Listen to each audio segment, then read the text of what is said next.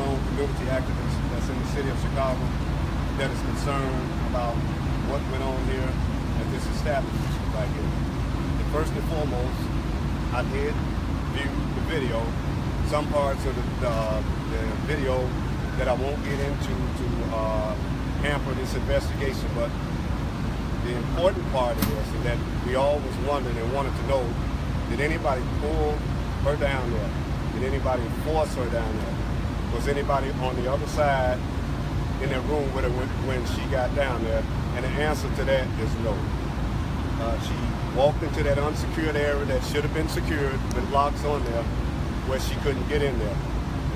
Now, I've been inside the freezer down there, and upon looking at that freezer, you can open up that door, take a half step up, turn to your left, pull the other door. This door would be closing anyway. The other door, probably when she got in there, that door closed on her too, and it was dark in there. Now, there is a knob that you can push to get out of there, but, you know, that investigation has to go on with the Rosemont Police Department to wait on the toxicology to see what's going on with that. But as far as someone pulling her down there or leading her down there, no. Did she appear inebriated, intoxicated? What was her behavior like? Well, that has to come from the toxicology to tell you what was in her system. But she appears to be impaired, but at the same time, it has to come from the toxicology report. But it still doesn't take away from that. That area should have been secured. Now, from me looking at the video, she was trying to find her way back upstairs to the lobby.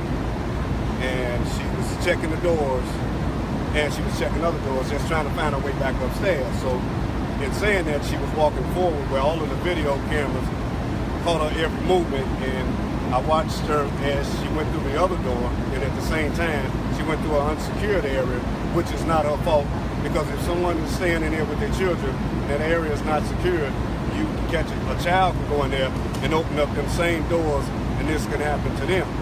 But when the toxicology report comes out, you know, it sends it back to another level of what was in her system, and she's not a person that drops fentanyl or these pills that they are taking, and that's not her character. But at the same time, if something was put in her cup, then it goes back to who was in this room and who may have dropped something in her cup. So that remains with the Rosemont Police Department detectives that are working this case. But from my view, no one else was back there down in that unsecured area.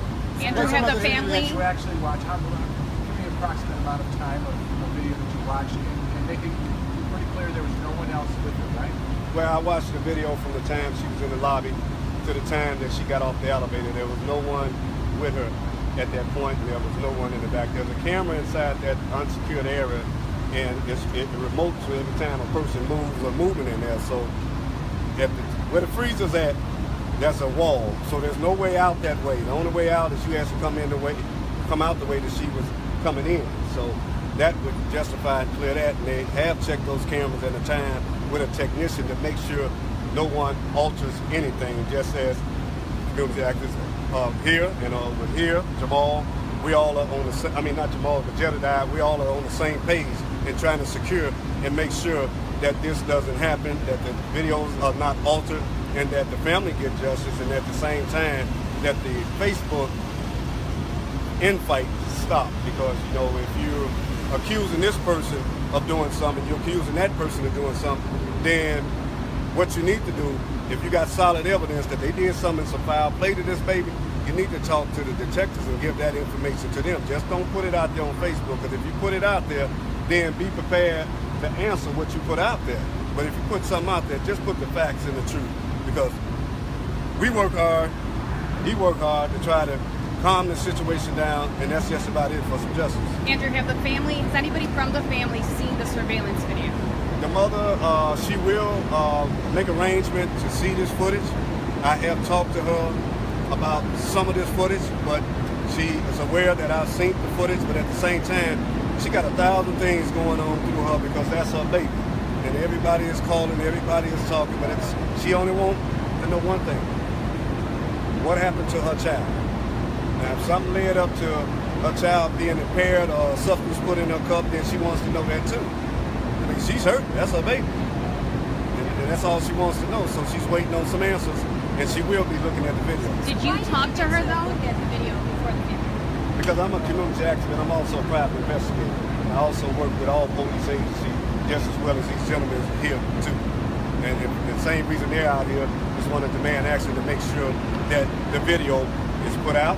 The video is shown not only to the family, but also to the public, and everybody can just let the chips fall where they lay if anything wrong happens. So, you know, just as you see the gentleman, my buddy right here, has demanded the Laquan McDonough video, in which he was successful. Same thing, same pace.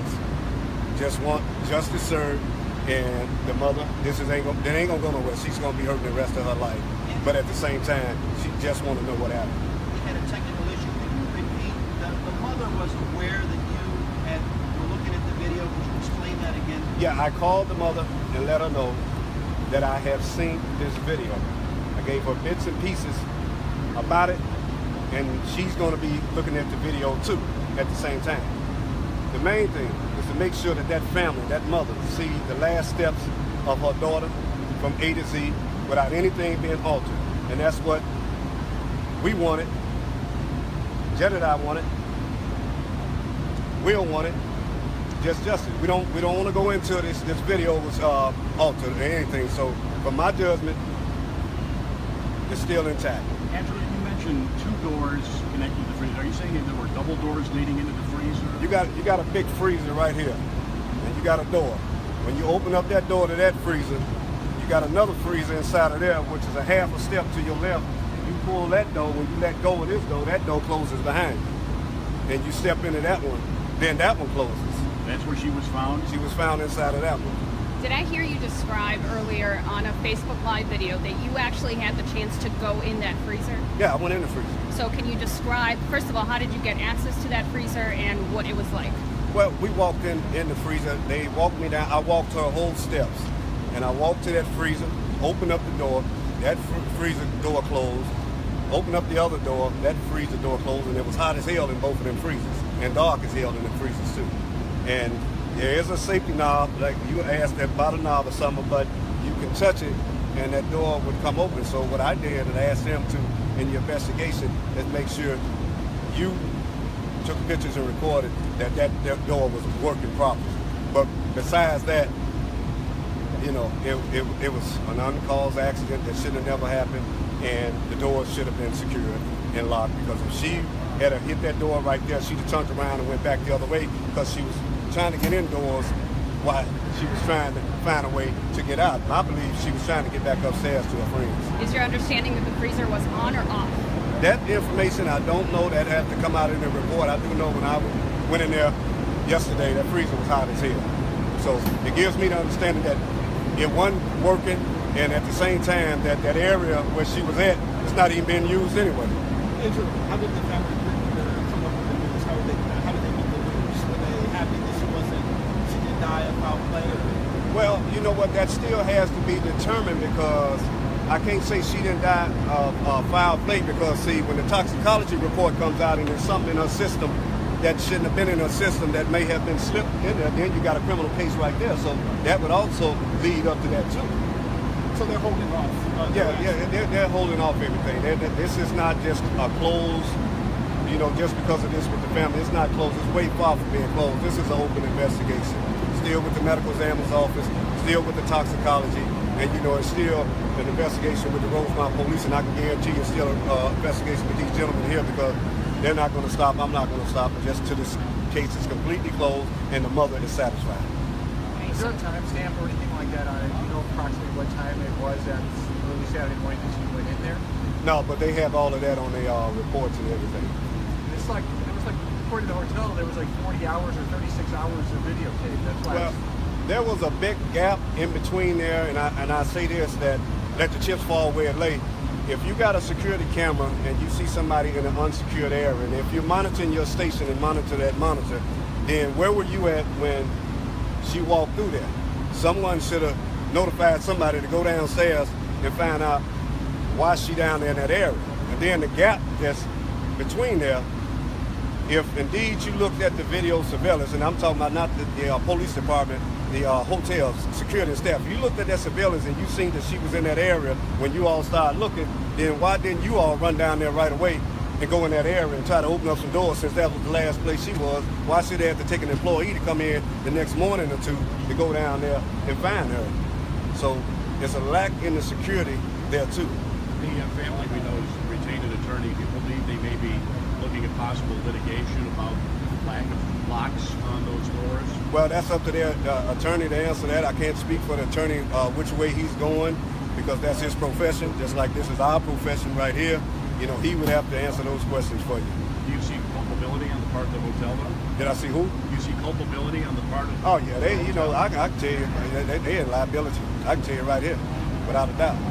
You know, if you got an unsecured area that should have been secured, and I can guarantee you, if they had locks on that door, she'd have turned around, she'd have went back this way. It's as simple as that.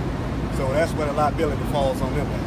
So our understanding was the family was going to come here today and watch some of the surveillance video. Have you talked to the family? What are they telling you? Are they still coming? They're following the directions of their attorney. They're still going to come out here and view some video surveillance, but that's on the time with their attorney and her, because their mother is going through so much. I mean, she's getting called here, called there, and she's hurt. She just come out of a little light surgery yesterday, so she's going through so much. So they got to give respect, and that's where I'm just like the activists here. You know, stop the Facebook putting this on there and that on there, and it's getting back to her.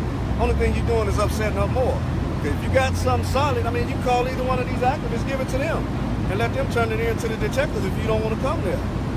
And it's as simple as that. If they put stuff out there that shouldn't even be out there, you're disturbing the family, and you're disturbing her. It's very upsetting and disrespectful. But see, I'm not going to take too much time, because I want the activists to come up here and speak on their behalf too.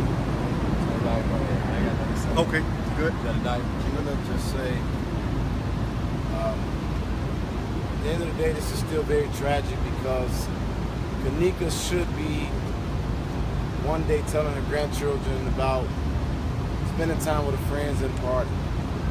And she should be here, she should be alive. And to hear the possibility of her being compromised as far as inebriated or under the influence of something that might have been slipped into her drink in an area that was restricted, something that wasn't monitored, it just definitely further fuels the outrage, and I'm still pressing for true transparency. There's a lot of unanswered questions that remain. The video has yet to be released, and we wouldn't be here if the city of Rosemont, Crown Plaza, the mayor's office, if they even just gave us simple talking points to let us know that they even had a direction. I just pray for justice for KENNEKA, and we just stand with the family. Whatever their will is, that's what we're going to push through.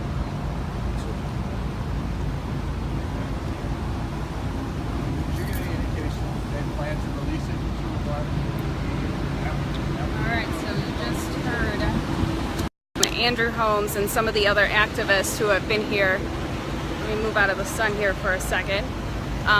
Another new development is that we heard from the Crown Plaza Hotel, and they've actually said that they're going to offer the family to cover some of the actually to cover all of the funeral expenses for KENNEKA Jenkins. And they've also reached out to the family and offered them a confidential viewing, that's what they're calling, a confidential viewing of the surveillance video that they have that shows KENNEKA in the hotel that night. So we're going to have more reports here throughout the day on CBS Chicago, but the latest here is that, as you heard from Andrew Holmes, he did view the video, and according to what he saw, KENNEKA Jenkins actually went into that freezer on her own, and that is what he communicated to the family. The family is working with an attorney now, trying to get some more answers, and of course, trying to set up a meeting with the police department here so that they can view the video themselves. But that is all the information we have here from the Rosemont Police Department. I'm Sandra Torres with CBS Chicago.